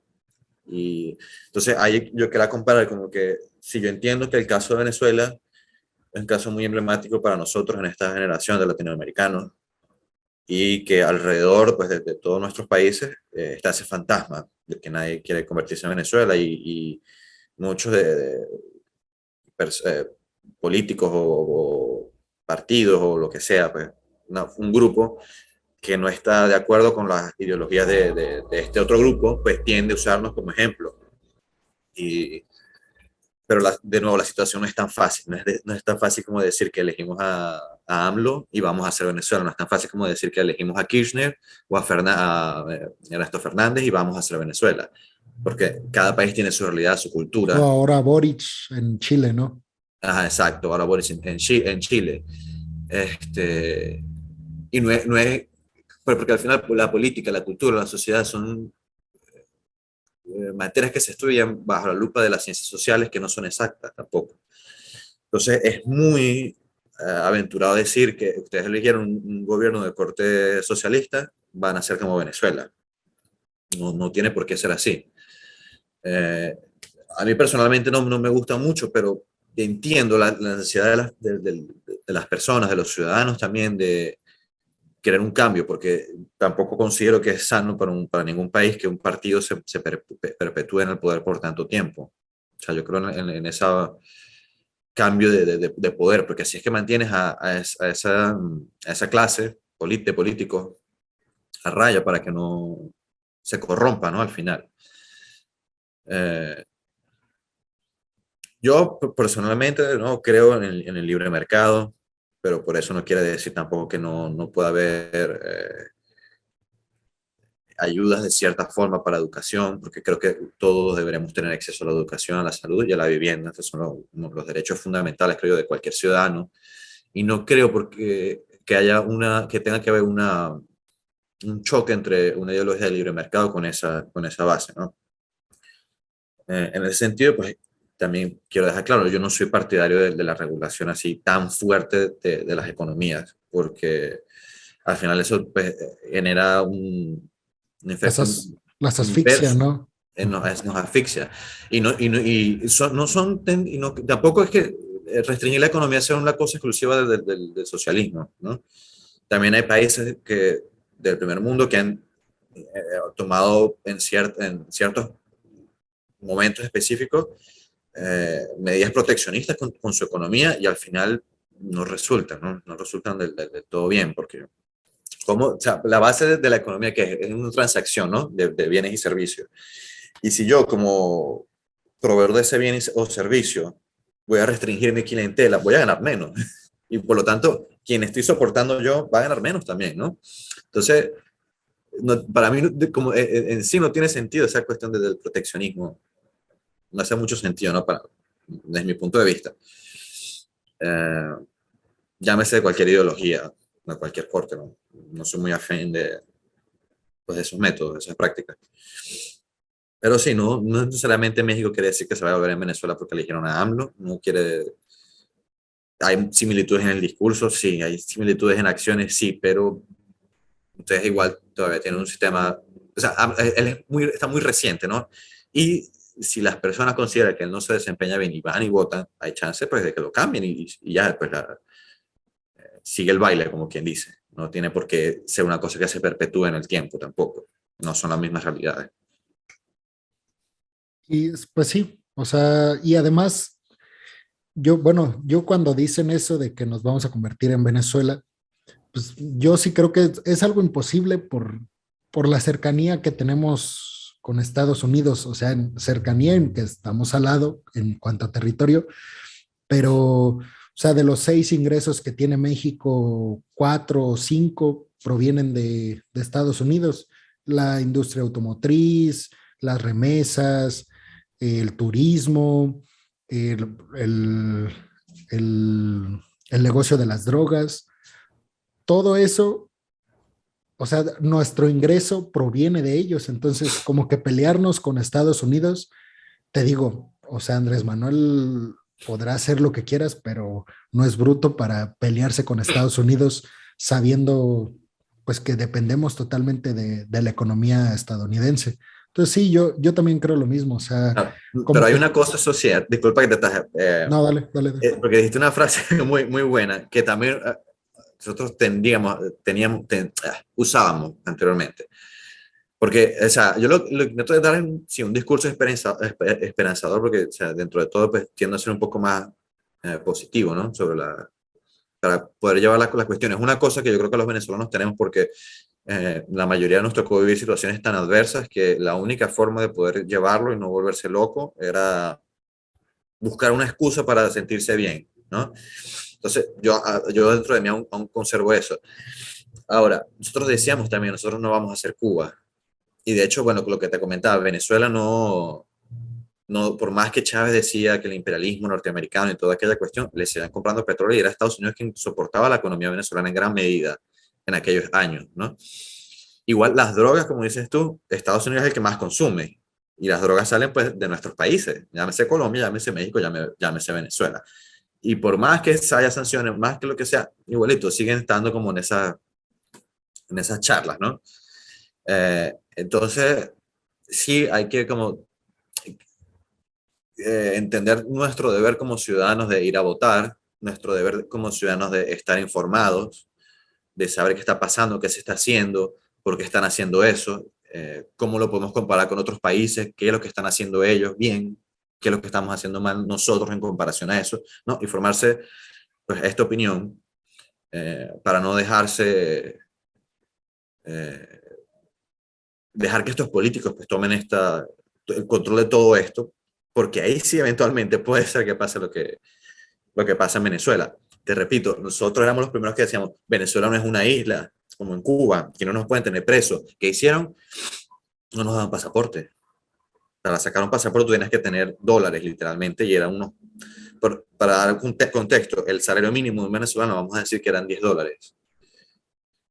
Y el pasaporte te lo querían cobrar dependiendo de quién te lo estuviera haciendo, porque tenías que conocer a alguien que te lo hiciera. O sea, hasta toda la gestión. Eran $1,000, $2,000. Entonces, literalmente no había una restricción en el papel, en la ley, que dijera no puedes salir de Venezuela, pero era literalmente imposible salir de Venezuela, porque no había recursos para eso. De hecho, nosotros estamos también en la situación de que muchos emigrantes venezolanos que están sin papeles, porque literalmente prefirieron correr de Venezuela sin papeles y empezar a cruzar fronteras también en los países que les tocara hacer eso, que quedarse a morirse allá. Entonces, es, de nuevo, hay que estar como muy en el medio de, si no va, no necesariamente porque pasó esto o este está haciendo esto, es que vamos a hacer Venezuela, pero hay que tomar las precauciones como ciudadanos responsables para que ellos por nuestra confianza, por nuestra creencia en el proceso democrático o en la asamblea, no sé cómo se llama, o el Congreso, como se llama allá en México, eh, no cree que solamente por ellos no va a ocurrir lo otro, ¿no? Y bueno, preguntarte qué opinas de Estados Unidos, de la política estadounidense. ¿Estabas a favor de, o bueno, primero tu ideología, o sea, eres más cargado hacia los republicanos, hacia los demócratas, este, y después preguntarte cómo ves el panorama político en Estados Unidos? Mire, ¿Lo ves decadente? ¿Lo ves en un momento de crisis del cual se van a reponer? ¿Cuál es tu visión de lo que está pasando allá? bueno, con relación a eso es un poco complicado porque siempre viste que el test que es como la cruz, ¿no? Que siempre te tira, siempre estoy como en el medio. Básicamente te voy a decir, a veces es como me paro incluso, o sea, de repente un poquito más hasta ese lado o hasta el otro. Yo creo que hay que regular a los partidos siempre. Yo sé, o sea, que no todos los republicanos es malo y no todos los demócratas es bueno y viceversa, no todos los demócratas es malo y todos los republicanos es bueno, en fin. En Eh, Florida esta vez ganó Trump, Trump. ¿verdad? Sí, Trump. Y igual Es, el gobernador de aquí ahorita es Ron DeSantis, que es de corte republicano, pero viste que él también está perfilándose, parece, a las elecciones presidenciales. Entonces, ujú, ahora está en conflicto con Trump cuando antes eran amigos, ¿no? Sabes que sí. es la política siempre. Um, um, es complicado, o sea, te digo, a mí me gusta también ver muchos análisis políticos y intento siempre buscar como los más neutrales o compararlos un poco con otros. Um, Considero, o sea, personalmente no me gusta Trump. Me recuerda mucho a Chávez por el discurso populista. No me gustan los políticos populistas, ni de un lado ni del otro. Eh, pero por el otro lado, pues, el año que lleva Biden tampoco es que ha hecho grandes cosas, ¿no? De hecho, ha tenido bastante fallos con relación a cómo ha manejado ciertas cosas. En el programa político, sanitario, militar, económico incluso. Entonces, yo soy partidario de que hay que ponerle mano dura a los políticos, no enamorarse de ninguno. Y si hay una cosa que tú crees que es bueno, pues bueno, sí, puedes apoyar a ese político, ¿no? Puede ser que tú estés mal, puede ser que estés bien, está bien. Con el tiempo, después de la ejecución, pues te dará o no te dará la razón de qué fue lo que hiciste, ¿no? Eh, por dar un ejemplo, que recuerdo la cuestión con Trump con la guerra comercial con China, al final no pasó nada, o sea, terminó más bien perdiendo a Estados Unidos, entonces no fue una decisión muy acertada, considero yo.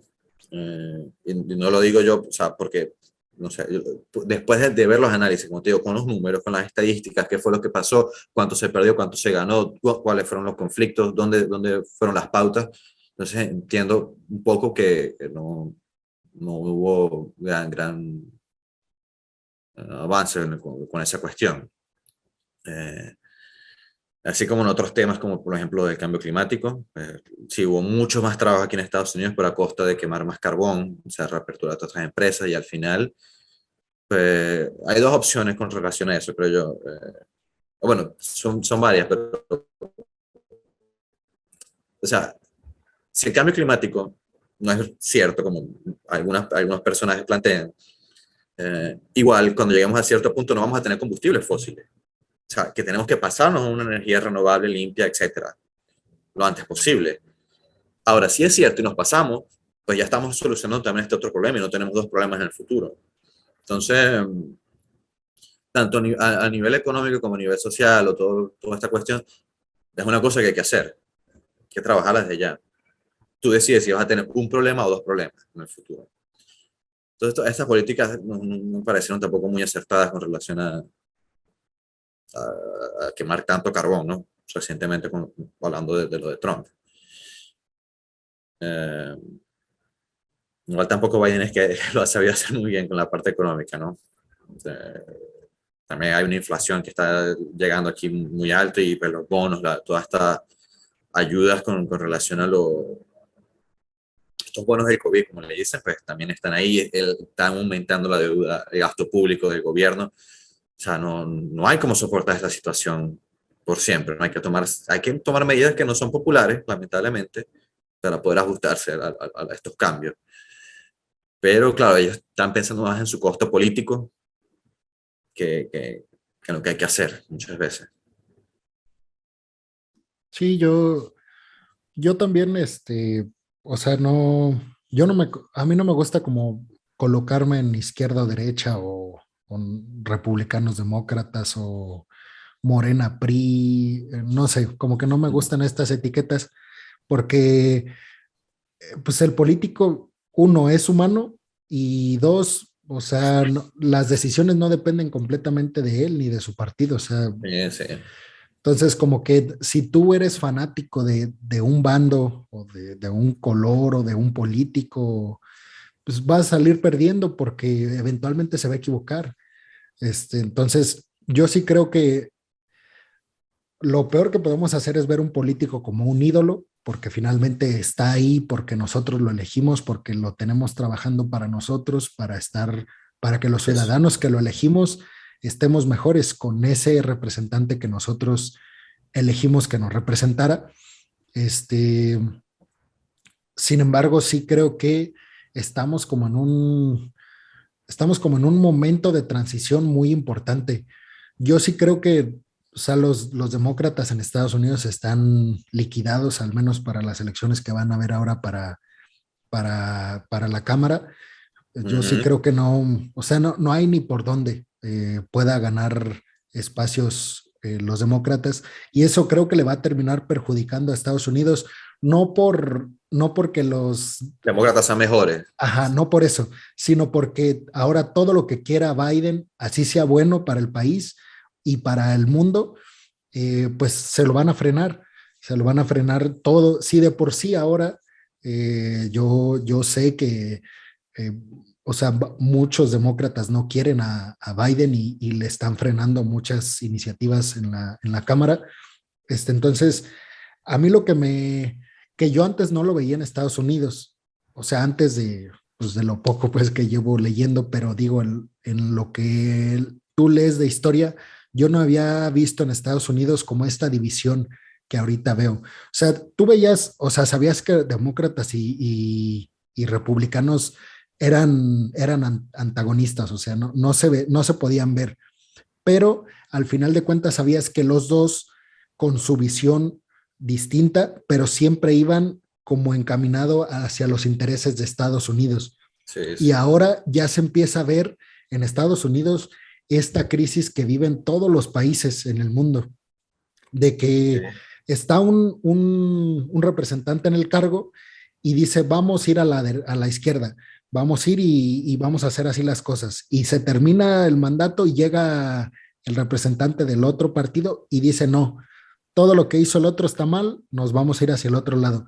Y a mi manera de ver eso es lo que frena el avance de, pues de cualquier país, no solo de Estados Sí, sí. Unidos.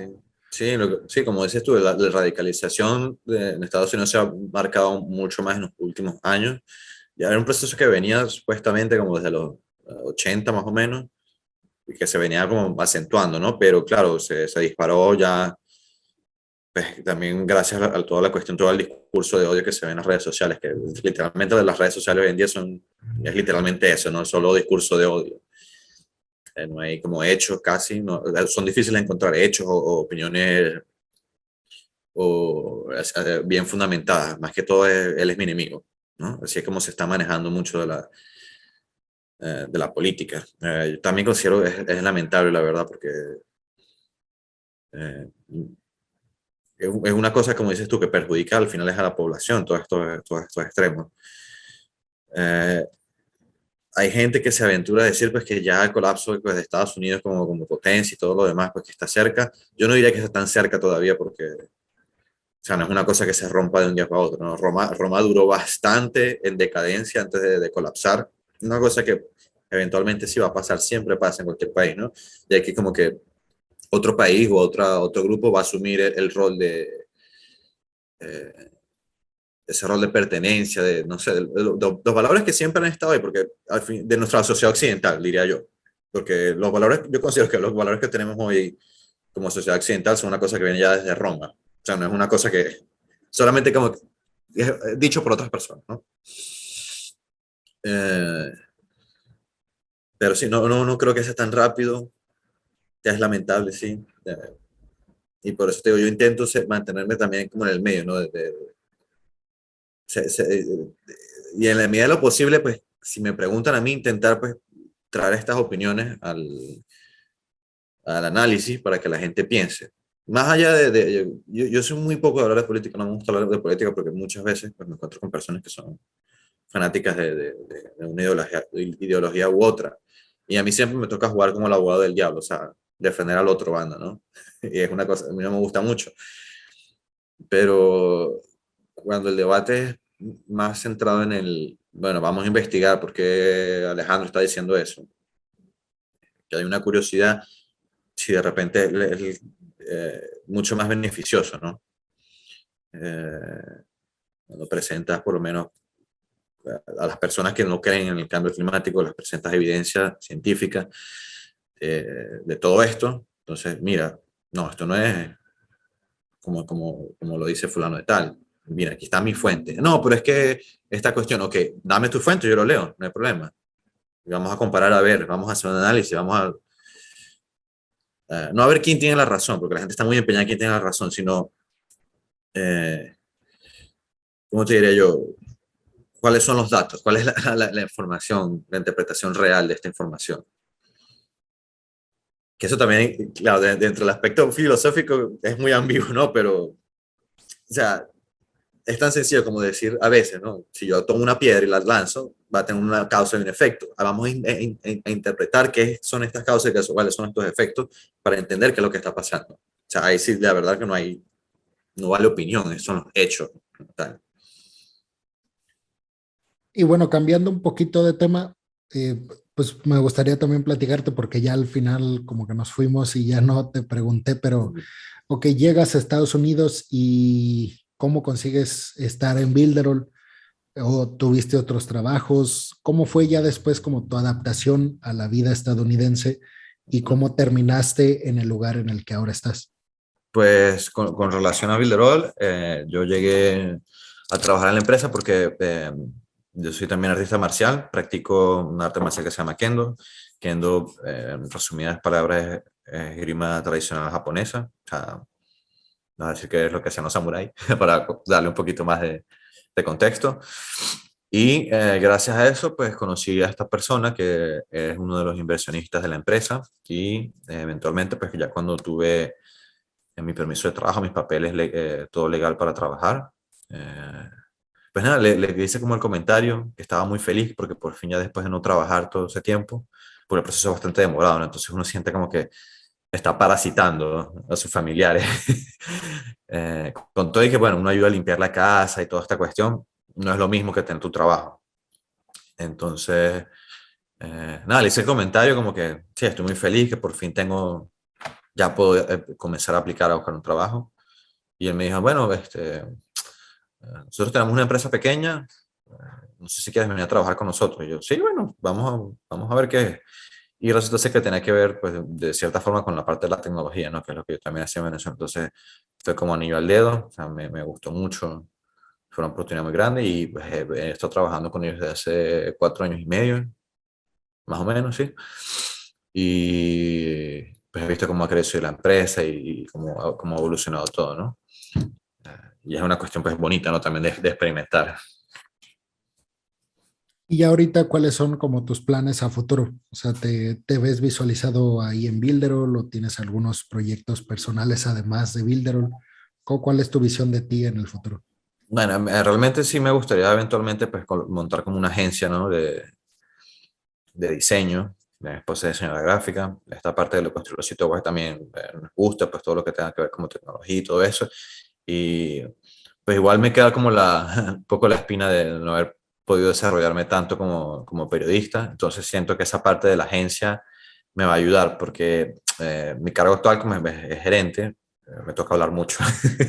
Entonces, bueno, esa fue mi forma como de entender que estoy aplicando mi carrera, ¿no? Comunicación social, más allá de las materias que vi, mi trabajo como comunicador pues sigue de enlazar a las personas entre diferentes departamentos, porque también viste que nuestra empresa, la mayor parte del equipo está en Brasil, entonces pues también me tocó aprender a hablar portugués y entonces muchas veces yo soy el canal de mediación entre las personas que no hablan portugués y las que hablan inglés o las que hablan español. Entonces, pues sí, siento que de cierta forma sigo ejerciendo mi carrera, ¿no? Pero me gustaría como llevarlo un paso más allá hacia tener también mi propia agencia. Y por supuesto que me gustaría pues, poder quedarme aquí en este país porque yo todavía estoy esperando pues mi entrevista para ver si me aprueban mi asilo. Me encantaría poder ser ciudadano de este país también y, bueno, poder como aportar lo que no pude aportar en Venezuela por las circunstancias.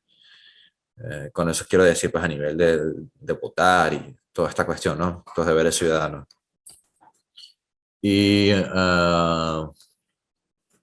la verdad, pues, me gustaría conocer México, me gustaría conocer Argentina, me gustaría conocer Chile. A Brasil no sé si pueda ir porque por la cercanía con Venezuela, ¿no? Porque una vez que si te aprueban el proceso, no puedes, creo que no puedes ir ni siquiera a los países vecinos. Entonces, me gustaría mucho ir a Brasil, no creo que pueda ir a Brasil, pero aquí en Orlando hay bastante brasileño y se da, ¿no? Un poquito también para conocer esa cultura. Eh, pero sí, me gustaría pues, poder volver algún día a Latinoamérica, porque ya, la gente es muy valiosa allá. Siempre lo dicen, ¿no? Que la gente en Latinoamérica es diferente.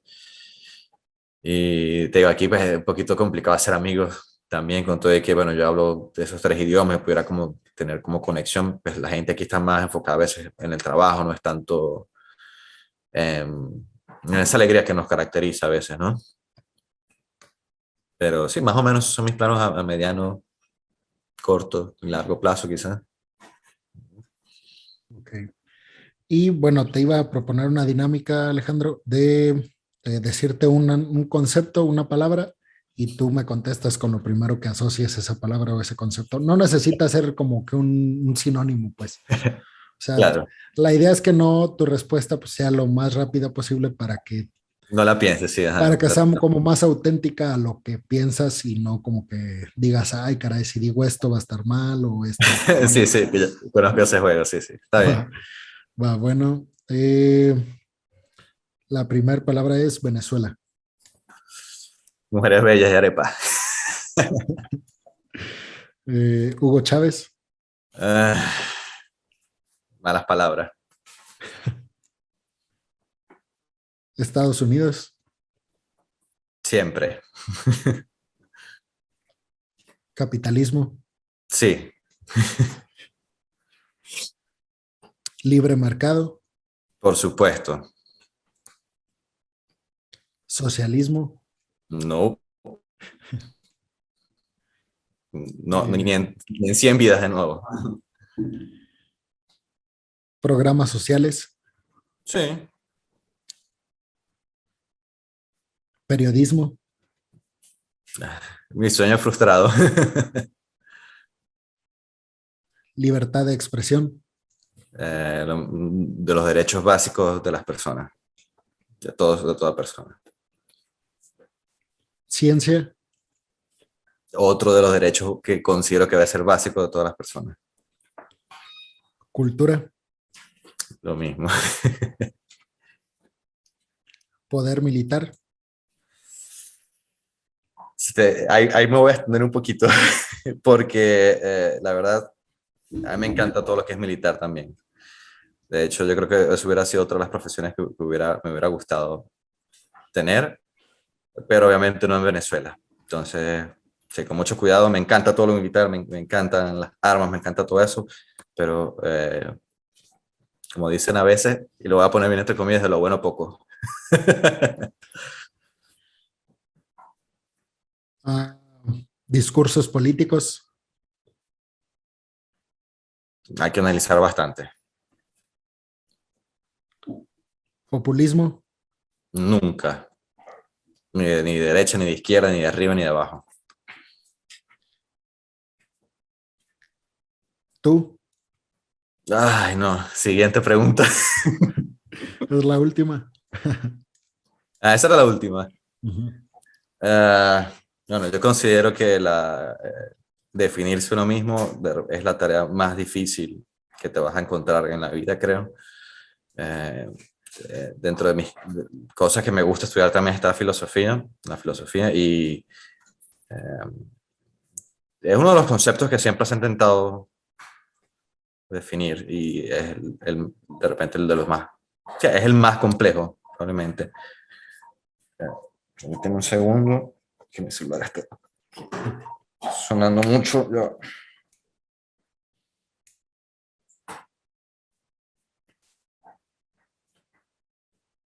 Okay. Um, y sí, la definición de una persona es sumamente Del complicada. ser, ¿no? ¿De qué es Sí, el el ser? ser, yo creo que es una pregunta que literalmente no tiene respuesta. Y está bien que sea así también, ¿no? No hay que preocuparse tanto de repente por eso. No hemos conversado, pues considero que uno puede hacer muchas cosas y tiene el potencial de hacer muchas cosas, y que siempre y cuando quieras hacerlo, está bien que lo hagas, y bueno, que no dañes a nadie en el proceso tampoco. Aunque siempre es difícil, ¿no? No dañar a las personas a veces, incluso con buenas intenciones, como ya éramos conversando en el contexto político. Pero si es una pregunta que no tengo respuesta, no sabría cómo definir quién soy, así como muchas otras cosas, ¿no? Un tema sumamente complicado. Bueno, Alejandro, pues agradecerte mucho que hayas aceptado la invitación de estar aquí y pues agradecerte también mucho que pues que te hayas estado como tan abierto a compartir pues temas personales difíciles para ti y pues sobre todo que hayas estado dispuesto a compartir tu opinión pues conmigo aquí y pues con los que te escuchen y con los que te vean. No, no, muchas gracias por la invitación. A mí me gustaba mucho realizar este tipo de conversaciones, tanto cuando yo era el entrevistado como cuando yo tenía que entrevistar, ¿no? Es una cosa muy bonita. Igual me disculpo, siento que no estuve preparado a veces para las cosas que iba a decir, y reconozco que puede ser que incluso haya dicho alguna cosa que no fue la fecha o el personaje o el contexto correcto. Eh, bueno, como estamos hablando, somos humanos. No espero que nadie se lo tome como que fuera mi intención de desacreditar o no sé, lo que fuera. Solamente estaba pues de nuevo compartiendo, me gustó, quería compartir un poco lo que fue mi experiencia de vivir en Venezuela, lo que considero que fue todas esas vivencias que al final, bueno, me hacen quien soy, ser parte de lo que soy también, y por, creo que hay que estar agradecido también de eso, ¿no? Porque me tocó vivir cosas buenas y cosas malas que me hicieron también crecer como persona. Entonces, bueno, espero que también las personas que nos vayan a escuchar, pues, consigan aprender un poquito, de repente que busquen también investigar un poco eventualmente sobre las cosas que conversamos aquí, que no se queden con mi opinión. Y bueno, siempre la orden también para cualquier cosa. Sí, sin duda, que les sirva para que sea una entrada para que empiecen a buscar cosas que les causen duda de lo que dijimos aquí. Y pues bueno, o sea, a mí me gustó mucho platicar contigo también, Alejandro, y ojalá que pronto volvamos a hacer o hagamos la segunda parte Claro, cómo de no. esta. Claro, por aquí Bueno, siempre a la orden. bueno, pues muchas gracias, Alejandro. Este fue el programa Perspectivas. Gracias a todos y a todas los que nos escucharon o vieron. Hasta la próxima.